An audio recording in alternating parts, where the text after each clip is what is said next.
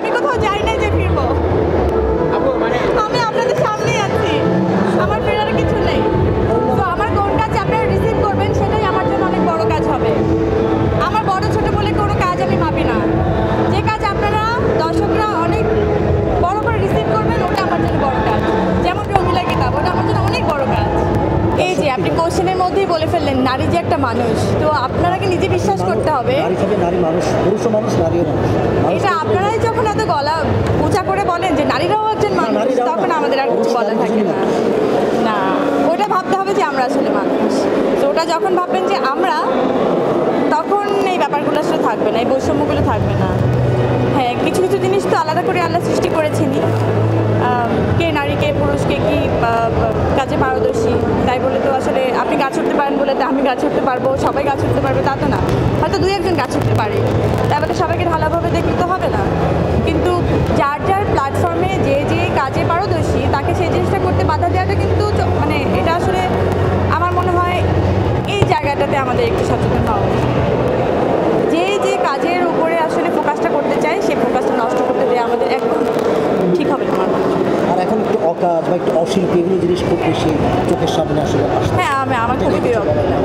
মানে শিল্পী থেকে আসলে অন্যরকম কাজ করে বেশি আলোচনা ভাইরা কোনো কষ্ট দেয় কিনা একজন শিল্পী হিসাবে অভিনেত্রী। আমি আসলে এইসব এক্সট্রা কষ্ট নিতে চাই না, এত কষ্টের ভার আসলে নেওয়ার আসলে জায়গা নেই আমার জীবনে। তো আমি আসলে এখন একটা জিনিস খুব শিখেছি, সেটা হচ্ছে অ্যাভয়েড করা। জাস্ট তুমি অ্যাভয়েড করো এবং হ্যাপি থাকো। কারণ আমি তো আসলে চকলেট বিক্রি করতে আসিনি যে সবাই আসলে খুশি হয়ে চকলেটটা কিনবে। আমি একজন মানুষ, নানা রকম জিনিসপত্র আসলে মানুষের, সাধারণ মানুষের যেমন হয় আমারও তেমনই হয়। রাগ, দুঃখ, কষ্ট, ক্ষোভ সব কিছুই হয়। তো সেখান থেকে আমি একটা রিয়াকশন করে বসলে কী হবে জানেন, না নায়িকা মানুষ সেটা করা যাবে না। তো এই বাউন্ডারির মধ্যে যখন আমি পড়ে গেছি তখন আমার মনে হয় না, আমি জাস্ট অ্যাভয়েড করি। মানে আমি তো সব কিছু নিতে পারি না, আমি ধুম করে রিয়াক্ট করে ফেলি। তো রিয়াকশানটা একটু মানুষ নিতে পারে না। তো আমি চিন্তা করেছি আমি অ্যাভয়েডই করে যাবো। দেখেন, আমি যত চাই জীবনের ঝামেলাগুলো এড়িয়ে আমি নিজের জীবনে অনেক একটুখানি সবার থেকে আলাদা করে, মানে আড়াল করে নিজের জীবনটা উপভোগ করবো, ততই কেমন জানি আমি জানি না যে ঝামেলাগুলো আমাকে জেগে বসে। তো আমি ফাইনালি ওটাই বিশ্বাস করা শুরু করেছি যে না, সমস্ত ঝামেলা নিয়ে আসলে আমাকে বাঁচতে হবে। তো আমি এভাবে ভাবি। ভিডিও দেখলাম সেই নাচ বাকিতে ছেলে তার হাত ধরতে দিচ্ছে না, সেটাই ভালোবাসে। ও অনেক পজিটিভ, মানে এত পজিটিভ। আমার ফ্যামিলিতে আমি আমার নানিকে অনেক ভয় পেতাম।